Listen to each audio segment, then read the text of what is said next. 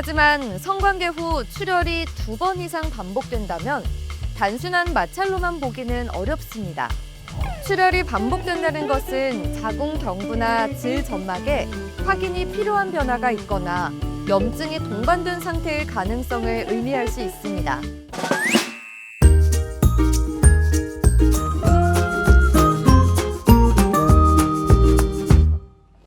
성관계 후 몸에 나타나는 변화는 정상적인 반응인지 아니면 병원에서 확인이 필요한 상황인지 혼자 판단하기 어려운 경우가 많습니다. 증상이 바로 나타나지 않거나 일상생활이 가능하다는 이유로 며칠 정도는 지켜봐도 되겠다고 생각하는 경우가 많습니다. 하지만 성관계 후 증상은 양상에 따라 확인이 필요한 신호일 수도 있습니다. 오늘은 성관계 후 나타날 수 있는 변화 중 지켜봐도 되는 경우와 검사가 필요한 경우를 구분하는 기준을 정리해드립니다. 관계 후 소량의 출혈이 한 번만 있었고 곧바로 멈췄다면 일시적인 마찰이나 점막 자극으로 인해 나타날 수 있는 범위에 해당합니다.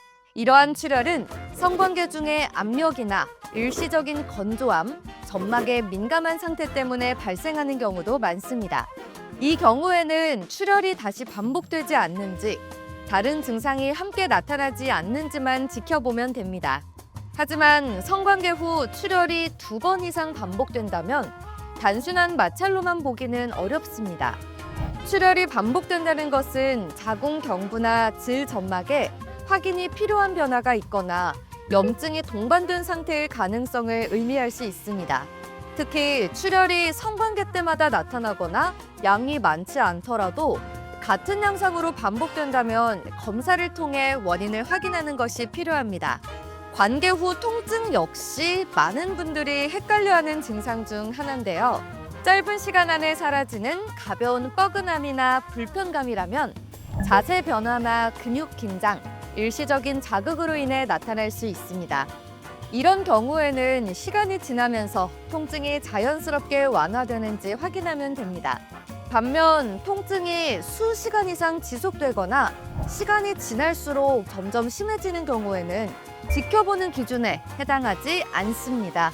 특히 통증이 질 안쪽 깊은 부위에서 느껴지거나 아랫배까지 이어진다면 단순한 표면 자극이 아닌 원인을 함께 고려해야 합니다. 이런 통증은 휴식이나 진통제로 일시적으로 완화될 수는 있지만 원인이 해결되지 않으면 다시 반복되는 경우가 많습니다. 또한 성관계 후 분비물의 색이 달라지거나 평소와 다른 냄새가 동반되었다면 주의가 필요합니다. 이는 단순한 관계 후 반응이 아니라 질 내부 환경이 변화했거나 염증으로 이어졌을 가능성을 의미할 수 있습니다. 분비물 변화가 며칠 이상 지속되거나 출혈이나 통증과 함께 나타난다면 자연 회복을 기대하기보다는 검사를 통해 확인하는 것이 안전합니다. 특히 성관계 후 출혈과 통증이 함께 나타난 경우에는 지켜보는 단계로 보지 않습니다. 두 증상이 동시에 나타난다는 것은 확인이 필요한 상태일 가능성이 높다는 의미이기 때문에 병원 방문이 권장됩니다.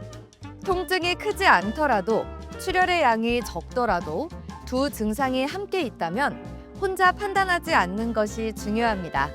정리하면 성관계 후 증상을 판단할 때 가장 중요한 기준은 증상이 한 번으로 끝나는지 아니면 반복되는지, 그리고 다른 증상과 함께 나타나는지입니다.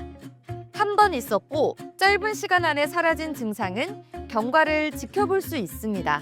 하지만 출혈이나 통증이 반복되거나 분비물 변화가 함께 나타난다면 검사가 필요합니다.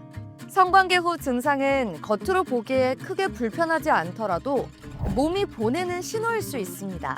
혼자 판단하기 어렵다면 무리해서 넘기지 않는 것이 중요합니다.